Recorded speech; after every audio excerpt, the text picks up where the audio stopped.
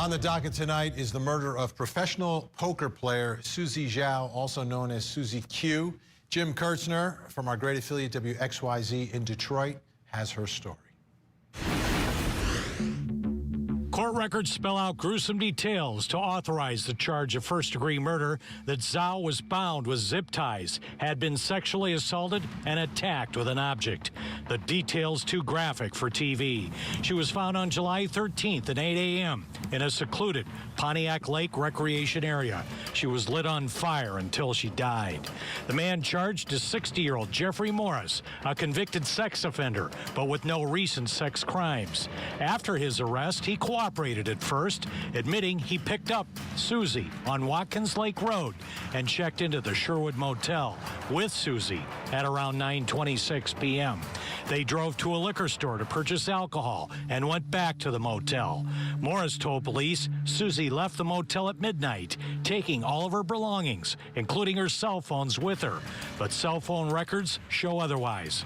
Surveillance videos from nearby the motel and cell phone records show that at 5 a.m., Morris left in his car, and the cell phones were tracked to the location of the secluded park, including Susie's. Days later, the FBI located Morris and his car in Ypsilanti. They would find a treasure trove of physical evidence in the trunk, footwear impressions, several hairs and fibers with possible blood. They also found inside duffel bags Morris's ID, a bed sheet with apparent blood spots, and a wooden baseball bat with a big blood stain. All are being tested at the Oakland County Crime Lab. There was early speculation this murder might be connected with Susie Q, as she was known on the circuit, playing as a poker pro, living in Las Vegas and Los Angeles. The part of the story which I still don't understand is how on earth did Susie Zhao end up in the motel room with this convicted sex offender?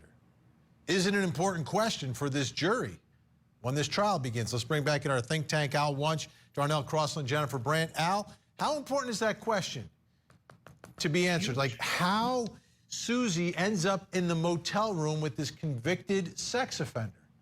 It's huge. She's young, she's attractive, she's in the spotlight, and she's hanging out with this, vermin. I mean, it doesn't make any sense whatsoever. It's very troubling that, she ended up there, according to the story that he said, based on that he picked her up. I can't imagine that.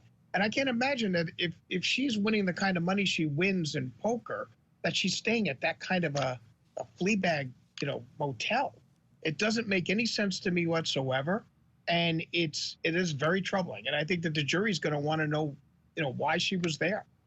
Yeah, Jennifer, for me, from the beginning of this story, I never understood that connection. To me, there's another part of the story that we haven't heard yet.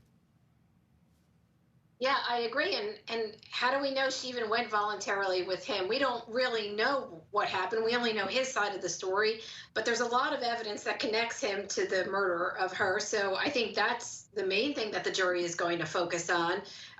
The question of how she got to the motel to begin with is sort of secondary in my mind. It's really a question of, why did he murder her? Or did he murder her? Which it seems pretty clear based on all the evidence that they found that he did do some terrible things to this poor woman, set her on fire. It's horrific.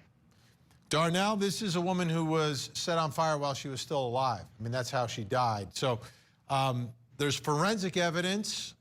There is however, there are two worlds connected. What is the defense going to focus on? Are they going to attack Susie Zhao? Are they going to attack the forensic evidence? Or are they just going to point the finger at some other person who may have been at that motel that night?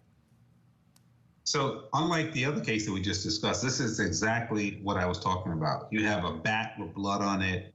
You have all sort of cell phone tracking that tracks her to places that the defendant said she wasn't. This is good stuff for the prosecution. In terms of what the defense may use in this particular case, is exactly what we get when you get the Vegas nightlife people. She's playing poker, she's winning a lot of money. And the thing that we didn't mention a second ago, in terms of what she was doing at that hotel, I bet you it has something to do with she's a drug addict. And I'm not saying like a drug addict on a corner. I'm just saying Those people who stay up all types of hours of night, they need something to keep them awake. They need that sort of fix, if you would. And that's the common barrier or the common connection between people like this guy and people who we're saying is a decent woman. It's always that drug connection. So you get a creep with someone who might want to score something, and that's where they end up. So I think that that's what you're going to be looking at. The defense is going to be saying that she's probably using drugs, probably trying to score drugs whenever she can, and that's why she ended up in that hotel. And I think that that's the missing piece, and that's probably why she ended up there, not just because he was handsome and just a heartthrob. Yeah, that clearly is not the case here. We have a trial date. Take a look, folks. It's October 3rd.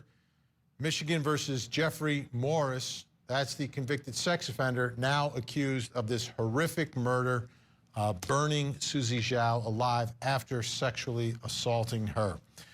When we come